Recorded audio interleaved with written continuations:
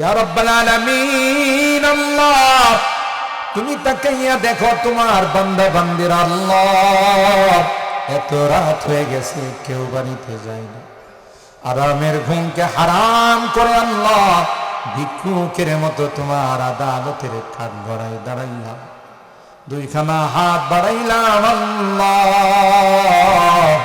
তাওবা করতেছি, আর জীবনে কোনো গুনাহ করব না, আর জীবনে কোনোদিন নামাজ ছাড়ব না রে আল্লাহ, আর কোনোদিন হারাম খাইব না, আর কোনোদিন বেপরদায় চলব না রে আল্লাহ। মেহেরবানি করে আমাদের জিন্দেগীর গুনাহ খাতাগুলো মাফ করে দাও। কিয়ামতের কঠিন ময়দানে আল্লাহ আমাদের কি তুমি গুনাহগার বলে ডাক দিও না। কোরআনে পড়েছি তুমি গুনাহগারদেরকে গুনাহগার বলে ডাক দিবে, আর বলবে ওয়ামতাজুল ইয়াউমা আইয়ুহাল মুজরিমুন। এই পাপিষ্টের দলেরা নেককার বান্দাদের থেকে আলাদা হয়ে যায়। ওই দিন যদি আমাদেরকে তুমি গুনাহগার বলে ডাক দাও, কার কাছে যাব? কে আমাদেরকে মাফ করবে আল্লাহ? তাই তো আজকের গভীর রজনীতে বাড়িতে যাই নাই, আরামের ঘুমকে হারাম করে আল্লাহ কাঙ্গালের মতো দুইখানা হাত বাড়াইলাম, মাফ করবানি রে। তুমি ডিক্লার দাও আল্লাহ, তুমি যদি ক্ষমা করে দাও, কেউ তো তোমাকে জিজ্ঞাসা করবে না। তুমি যদি আমাদের সকলকে জাহান্নামে জ্বালাও, তোমার কি লাভ? তুমি না কোরআনে বলেছ মা ইয়াফালুল্লাহু বিআযাবিকুম ইন শাকারতুম ওয়া আমানতুম। তোমরা যদি শুকরগুজার হয়ে যাও, তোমরা যদি ঈমানদার হয়ে যাও, আমার কি লাভ রে তোমাদেরকে আগুনে জ্বালাবো? একটি মা সন্তান যদি চুলার মধ্যে পড়ে মারা যায়, মা বেহুশ হয়ে যায়, মা সন্তানটা আগুনের মধ্যে জ্বলে পুড়ে মারা যাবে বরদাস্ত করতে পারে। একটা পাখি, মা পাখি, তার বাসার থেকে যদি কেউ তার বাচ্চাটা ধরে নিয়ে আসে, মা পাখিটা পারে না, ওই ব্যক্তির মাথার মধ্যে বসে উপর থেকে চিৎকার করতে থাকে আর বলে, রেজালে আমার বাচ্চাটাকে কেন নিয়ে আমার কুলটা তুই খালি করে দি, দে রে দে আমার বাচ্চাটারে ফিরাবে। 100 ভাগ রহমতের মাত্র 1 ভাগ গোটা বিশ্বের মধ্যে তুমি বন্টন করে দিয়েছ আল্লাহ। তাই যদি হালত হয়, তাই যদি হাসর হয়, তাইলে 99 ভাগ রহমত আল্লাহ তোমার কাছে তুমি রেখে দিয়েছ। তোমার কি মায়া হয় না? তোমার কি দয়া হয় না আল্লাহ? এই তাফসীর মাহফিলের দিকে তুমি তাকাইয়া দেখো রে, তোমার বান্দাগুলো কান্দে, বুড়া মানুষগুলো কান্দে, কলিজার টুকরা যুবকরা কান্দে, পর্দার আড়ালের মা বোনরা কান্দে। আল্লাহ, গুনার কারণে তুমি জাহান্নামের ফয়সালা দিও না। ওয়াদা করছি আর কোনোদিন গুনাহ করব না, আর কোনোদিন নাফরমানি করব না। আল্লাহ, আমার ইরাজু খার বাড়ির যুবকদেরকে কবুল করে না, যাদের উদ্যোগে আজকের এই মাহফিল, আল্লাহ এই যুবকদেরকে জান্নাতি যুবক বানাই দিও আল্লাহ, সাহাবে কাহাবের সদস্য বানাই দিও আল্লাহ, আমার মুরব্বীদেরকে আবু বকরের মতো বানাই দিও ইয়া রাব্বাল আলামিন। আল্লাহ, পর্দার আড়ালের মা বোনদেরকে আম্মা জান খাদিজাতুল কুবরা, আয়েশা সিদ্দিকা, ফাতেমাতুজ জাহরার মতো বানাই দিও আল্লাহ ইয়া রাব্বাল আলামিন। আল্লাহ, আমাদের রোগীদেরকে পরিপূর্ণ শিফা নসিব করে দাও। কত রোগী হাসপাতালের বেডে শুয়ে কান্দে, হুজুর দেখলে বলে, হুজুর আমার জন্য একটু দোয়া করে যান। তাদের কান্নায় আকাশ বাতাস ভারী হয়ে যায়। দুনিয়ার কোনো ঔষধের ক্ষমতা নাই রে আল্লাহ, দুনিয়ার কোনো ডাক্তারের ক্ষমতা নাই রে। তুমি যদি ভালো না করো কেউ ভালো হতে পারে। সকল রোগীদেরকে পরিপূর্ণ শিফা নসিব করে দাও। স্টেজে বসা মুরব্বী আমার কাছে দোয়া চাইছেন, আল্লাহ ঠিক মতো দাঁড়াইয়া নামাজ পড়তে পারেন না, আল্লাহ তোমার গায়েবের খাজানার থেকে শক্তির ভাইসালা করে দাও। প্যান্ডেলের মধ্যে অনেকই রোগী আছেন, আল্লাহ তুমি তো জানো কে কি রোগী আক্রান্ত। আল্লাহ মেহেরবানি করে সকল রোগীদেরকে পরিপূর্ণ শিফা নসিব করে দাও। আল্লাহ অভাবীদের অভাবকে দূর করে দাও, পেরেশানিওয়ালাদের পেরেশানিকে দূর করে দাও, মুসিবত যাদেরকে মুসিবত থেকে উদ্ধার করে দাও। আল্লাহ এই মাহফিলে যারাই যেভাবে সহযোগিতা করেছেন, আল্লাহ সকলের সহযোগিতাগুলোকে কবুল করে নাও। কিয়ামতের কঠিন ময়দানে আল্লাহ এই মাহফিলকে আমাদের নাজাতের ওসিলা বানিয়ে দিও।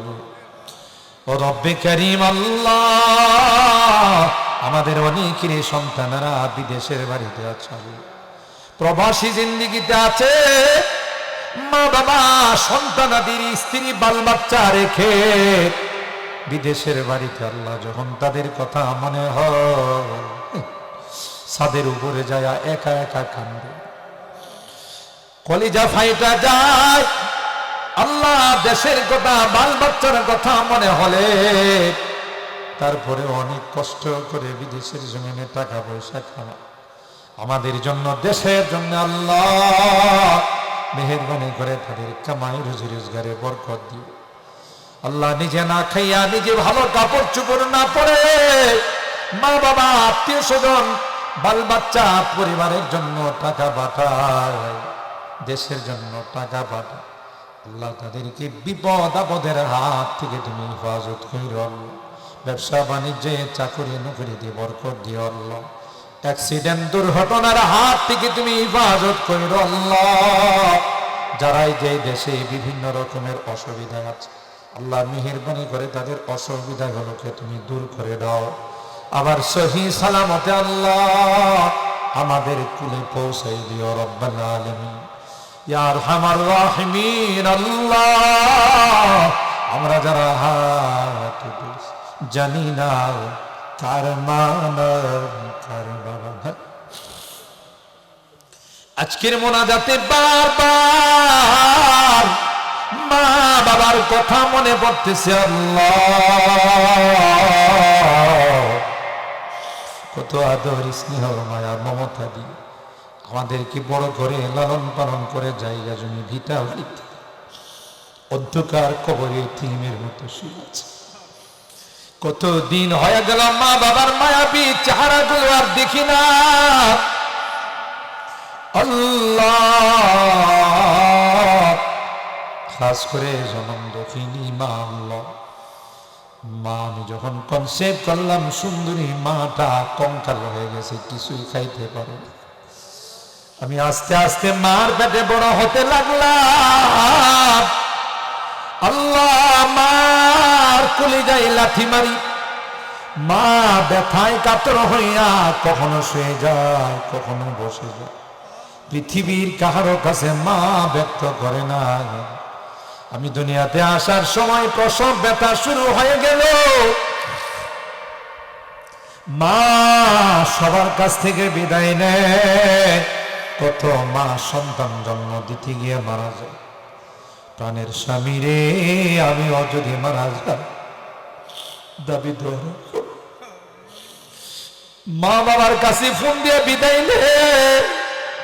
এরে মা দুধের দাবিটা ছেড়ে দিও, বাবা তুমি কাঁধে কুলে নিয়ে আমাকে মানুষ বানাইছ। তোমার মেয়ে সন্তান জন্ম দিতে লাগে, সন্তান জন্ম দেওয়ার সময় হয়েছে। কত মা সন্তান জন্ম দিতে গিয়ে মারা যায়। তোমার মেয়েটা যদি শাহাদত বরণ করে মাফ করে দিও। 2টা বছর মাকে ঘুমাইতে দেয় নাই, ক্ষুধা লাগছে কান্না করছি, মা কাঁচা ঘুমটা ভেঙে আমারে খাওয়াইছে। কনকনে শীতের মধ্যে মার খুলে পেশাব করে দিয়েছে। মা বিরক্ত হয়ে কোনোদিন আমাকে দূরে ঠেলে দেয়। বাড়ির থেকে বিদায় নিয়ে দরদ মাখা কথাগুলো দিয়ে মা আমাকে বিদায় জানাইছে। বারবার বলছে রাস্তাঘাটে গাড়ি ঘোড়া দেখে যাইও, তুমি তোমার কর্মস্থলে গিয়ে আমাকে ফোন দিয়া জানাই, তোমার খবর না আসা পর্যন্ত আমার মুখে খানা যাবে না। যত দূর দেখা গেছে মা মা আমার দিকে তাকাইয়া তাকাইয়া কাঁদছে, শাড়ির আঁচলটা দিয়া চোখের পানিগুলো মুছছে। আল্লাহ, বাবা কাঁধে তুলে নিয়ে আমাকে বড় করেছে, নিজে না খেয়ে আমার খানার ব্যবস্থা করেছে। ঈদ মৌসুম আসলে ভালো কোনো কাপড় চোপড় কিনে নেয় আমার জন্য, ভালো কিছু খায় না। আল্লাহ বাবা নাই রে মা। আজকের গভীর রজনীতে বারবার মা বাবার মায়াবী চেহারাটা চোখের সামনে ভাসতেছে। মাঝে মধ্যে মনে পড়লে কবরের পাশে যাইয়া মা, ও মা মা বলে চিৎকার করি। মা যে কোনো জবাব দেয় না, বাবা যে কোনো জবাব দেয় না। আল্লাহ, গুনার কারণে যদি তোমার জাহান্নামের আসামি হয়ে থাকে, আমরা তোমার কাছে মাপ চাই, ক্ষমা চাই। আল্লাহ মেহেরবানি করে আমাদের মা বাবাকে মাফ করে দিও, আমাদের মা বাবাকে ক্ষমা করে দিও। আল্লাহ তাদের কবরগুলো জান্নাতের বাগান বানাই দিও। আল্লাহ তোমার ওয়ালির নামে মাদ্রাসার নাম, আল্লাহ মাদ্রাসাটাকে তুমি কবুল করে নিও। দিন দিন উন্নতি দান করে দিও। আল্লাহ এলাকার মানুষগুলোকে তুমি কবুল করে নাও। এই এলাকার যত মুরব্বীরা কবরে শুয়ে আছেন আল্লাহ তাদের কবরগুলো জান্নাতের টুকরা বানাই দাও। যারা বেঁচে আছেন তাদের হায়াতে বরকত নসিব করে দাও। মালিক রে, মোনাজাত শেষ করার পূর্বে একটি করে যেদিন তুমি ডাক দেবে মালাকুল মওতের হাতে সুপর্দ করে দিও। মসজিদের পালকিটা আমার ঘরের সামনে দাঁড়িয়ে যায়, মসজিদের মাইকে বারবার আমার নামটা ঘোষণা হয়ে যায়। দুনিয়ার মানুষ নিষ্ঠুরের মতো আমাকে সাজাবে। আল্লাহ তোর গোলাপ দিয়া নতুন কাপড় পরাইয়া আমাকে নিয়ে জঙ্গলের দিকে রওনা দিবে, অজানা অচেনা দেশের দিকে নিয়ে রওনা দিবে। আমার সন্তানরা আব্বু আব্বু বলে চিৎকার করবে। আল্লাহ, আমার স্ত্রীর আত্মচিৎকারে আকাশ বাতাস ভারী হচ্ছে। আমাকে যে আর কোনোদিন ঘরে ঢুকাবে না, তাদের কান্নার দিকে কেউ তাকাবে না। নিষ্ঠুরের মতো আমার এলাকার মানুষগুলো আমাকে নিয়ে জঙ্গলের দিকে রওনা দিবে। আমি চলে যাব, আর কোনোদিন আমি আসবো না। ও মালিক, ওই মুহূর্তটা আসার পূর্বে নেককার বানাই দিও, দিনদার বানাই দিও। আল্লাহ কলমাওয়ালা বানাই দিও। আমি যদিও গুনাহগার, অনেক সাদা দাড়িওয়ালাদেরকে নিয়ে হাত উঠেছি, অনেক আলেম ওলামাদেরকে নিয়ে হাত উঠেছি। আল্লাহ অনেক মাসুম বাচ্চাদেরকে নিয়ে হাত উঠে, পর্দার আড়ালের অনেক নেককার মা বোনদেরকে নিয়ে হাত উঠেছি। আল্লাহ কে জানে কার জীবনের শেষ মোনাজাতে হাত উঠেছি। হতে পারে আর জীবনে আমার এই মাহফিল ভাগ্যে জুটবে না। আগামী মাহফিল আসতে আসতে আমি হয়তো কবরের বাসিন্দা হয়ে যাব।